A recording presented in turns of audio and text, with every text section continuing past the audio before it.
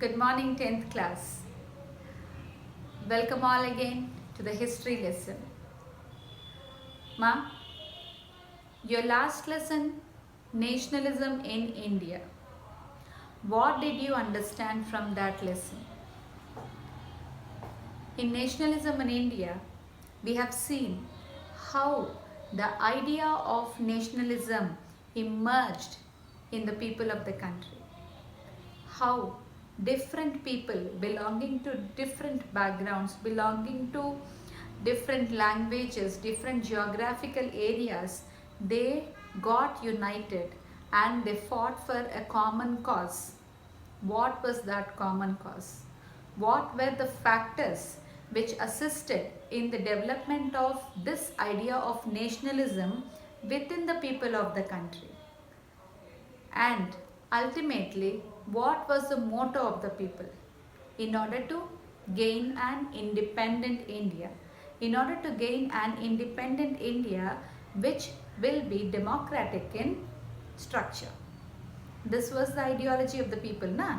So, with all these principles and with all these ideologies in mind, we could gain an independent India and we have framed for ourselves a democratic country. This sense of nationalism, students, it is not only confined to India only, but in many countries in the world, people started to fight for their nation. People started to fight. Wherever people were depressed, wherever people were oppressed of their rights, wherever their basic rights were taken away from them, wherever people felt that the terms of equality or liberty were missing, in all such countries, people started to fight back. People understood the actual essence of nationalism and they fought back the absolute monarchies in order to create for themselves a democratic nation. So, in this chapter, we are going to read about something of that sort. Nationalism, the idea of nationalism which has spread in European continent. Students, Europe was, as you all know, the map of Europe. It is a combination of many small countries. Yes, so in this lesson, we are going to read about 4 major countries of Europe and how they have developed as nation states. How this idea of nationalism has developed within the people. What were the conditions which came up for the people in order to revolt against the absolute monarchy and to fight for democracy.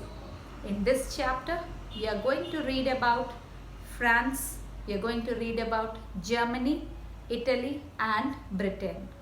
4 countries of the European continent, the 4 major countries of the European continent we are going to read about. So, the lesson is the rise of nationalism in Europe. This is going to be your, actually as per the textbook, this is the first lesson, but I thought if I explain you nationalism in India, well, first you learn about our own motherland, then we'll go to understand the foreign land. I thought it would be easier for you to understand this because this is a bit confusing. So better first learn the story of our land and then go understand a foreign land. So that is the reason why I have chosen this chapter to be the second chapter for you. Okay, ma? So now we are going to learn about the rise of nationalism in the introduction part of this lesson. You can see a very nice painting here. This painting has got a very deep meaning in it, students. Here you can see the painting on the screen. Yes. Now what does this painting tell? Here you can see there are people of Europe and America. Okay, there are people of Europe and America who have formed long chain. You can see that chain, a long chain is being formed over there. They are walking, all of them are walking. And who are there? People, they said. Who are these people? They are both men, women of all age groups. So here men and women of all age groups are participating in this procession. What does that mean? The painter Frederick Sorio, he wants equal opportunities to men and women. He wants equal importance to be given to the men and women of the society. So here he has painted as if both men and women of all age groups are in the procession, walking slowly. Okay, and they are passing through one statue, one female statue, that is the Statue of Liberty. Okay, that white female statue is the Statue of Liberty. And see students, what is the Statue of Liberty carrying in her hands? In one hand she has got the torch of enlightenment, okay, and in the another hand she has got the Charter of Rights of Man. It is clearly seen. See, one hand she is carrying the torch and the other hand she has got a book, that is the Charter of Rights of Man. And in the ground, if you observe in front of the Statue of Liberty on the ground, you can see that the symbols of absolute monarchy are lying down. They are shattered. They are broken into pieces. Now what can be the best symbol of absolute monarchy? A crown. A king's crown is the best symbol for absolute monarchy, and that is lying on the floor, broken, shattered. Okay, what does that mean?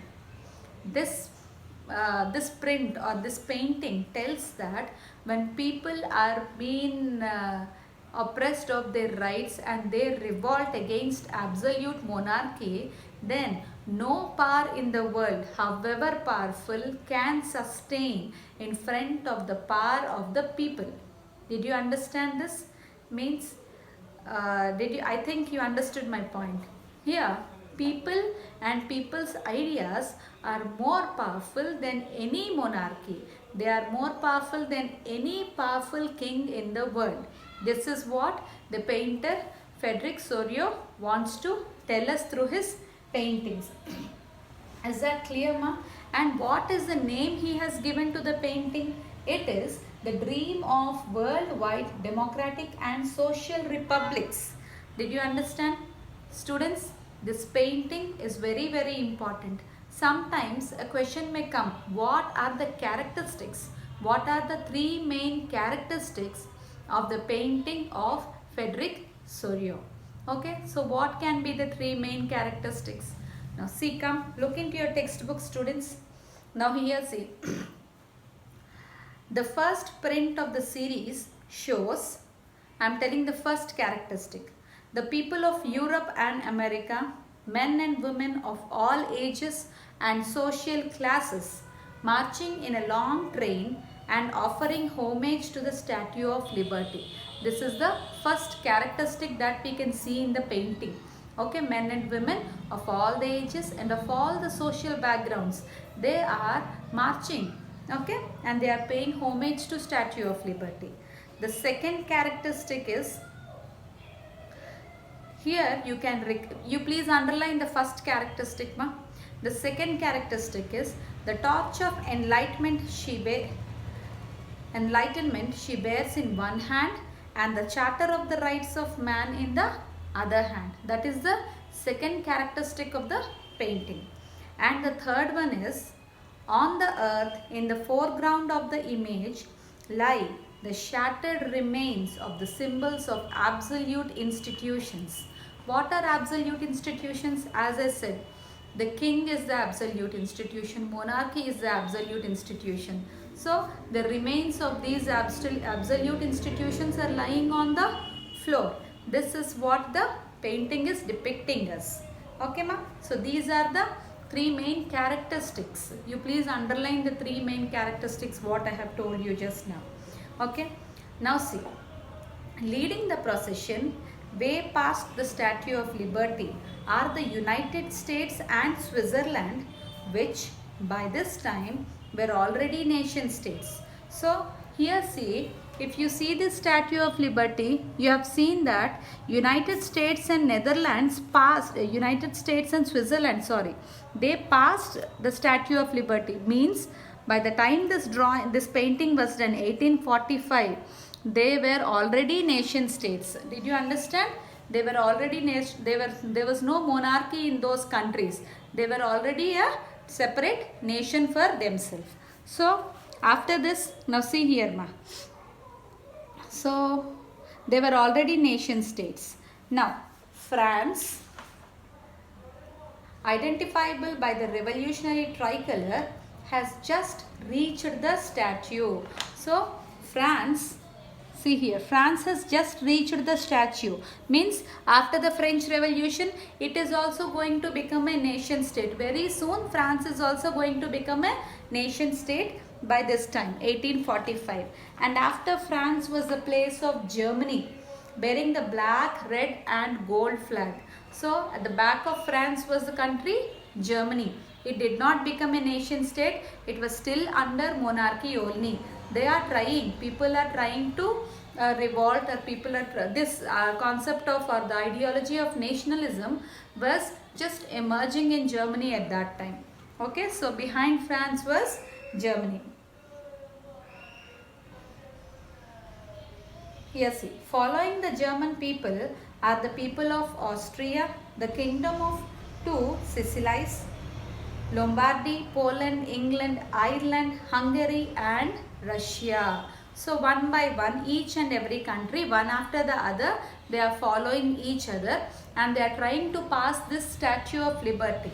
Passing the Statue of Liberty, what does it mean? It means that if the countries pass through Statue of Liberty, according to this painting, it means that they are free from monarchy and they have achieved democracy, or they have achieved a nation state of their own. That is the meaning of the painting, which has been painted by Frederick Sorioma. This is a wonderful painting, and frequent questions have been asked about this painting, whether it might be 1 mark or 3 or even 5 marks also. Now see here, during the 19th century, nationalism emerged as a force which brought about sweeping changes in the political world of Europe. Okay, the end result was the emergence of nation state in place of multinational dynastic empires of Europe. Before in the 19th century, the European continent was completely ruled by monarchies only. Means kings used to rule the European countries. Many countries were under the rule of the kings only, under monarchy. So they were trying to emerge as a nation state. This idea of nationalism was slowly getting into the people of each and every country in the European continent. Okay, now see. The concept and practices of a modern state in which a centralized power exercised sovereign control over a clearly defined territory has been developing over a long period of time in Europe. So what these people of Europe wanted?